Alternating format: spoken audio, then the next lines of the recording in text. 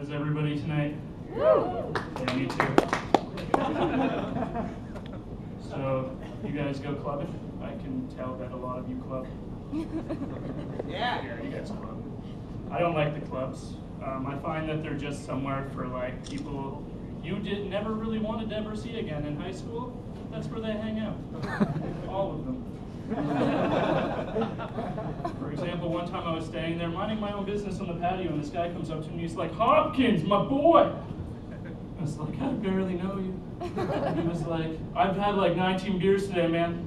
It's like, "Oh my God, that's a lot more than I could ever do." And he's like, "Yeah, I'm in between Slam Showed and Schmammered. I'm like right here, in between these two." He's like, "Awesome. Good work, man." Another time, this girl comes up to me and she's like, "Oh my God, are you Aaron from our grade 10 religion class?" And I was like, "Fuck yeah." That's me. She was like, "You were a fucking loser in high school," and then walked away. Great, I'm glad I ran into you. This one had to be the weirdest thing that ever happened to me while at the club. This guy comes up to me, he's like, this wasn't like someone from high school, I don't know who this fucking person was. He comes up to me and he goes, "Hey, don't ever put Pop Rocks in your eyes." It's like, that was never going to be a thing that I was ever going to do. He was like, "Just in case you're ever in that scenario." And I was like, "Scenario?" And he goes, "Yeah, think about it. Think about this." And he goes, "You get home from work, there's a guy who's pointing a gun at your mom." Wow.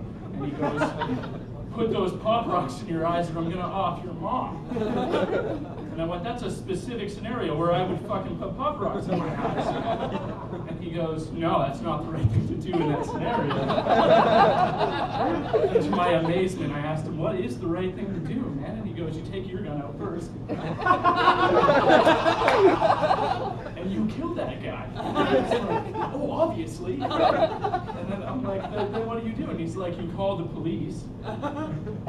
And while they're getting there, you put Pop Rocks in the guy's eyes." And I go, "How do you explain the Pop Rocks in their eyes?" You're like, "Poetic justice." Pop Rocks in his eyes. One friend I have from high school, the first interaction I ever had with him, he's sitting right there in the white shirt, so you guys know who it is. But I was sitting in class and he pokes me on the shoulder and he goes, "Hey, how much will you give me to start this line of Kool-Aid?" And I said, "Nothing. I will give you no money to do that. I don't even want you to do that." And then fucking sneezes, and it's just a red cloud. And the teacher thought he had a nosebleed and called like the medics up to the classroom. And when they got there, they were like, "Why'd you do this?" He was like, "You gave me a quarter." And I was like, "I didn't give you any fucking money." And we've been friends ever since. I really don't like going to the doctor. Ever since I switched doctors, I switched when I was like 16, I think. But my first visit there, I was sitting on like a little table, and he was like, "Hey Aaron, are you aware of your gluten intake?" And at the time, everyone thinks I'm an idiot, but at the time I didn't know gluten was something in your food. I just didn't know what it was. But then I was like, "You know what I do know though? Your glutes are your ass muscles."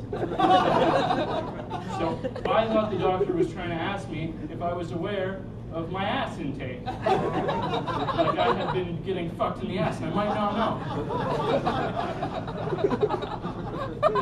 So out of pure like stupidity, I went, "Listen here, you old fucking pervert. I'll switch doctors again if I have to."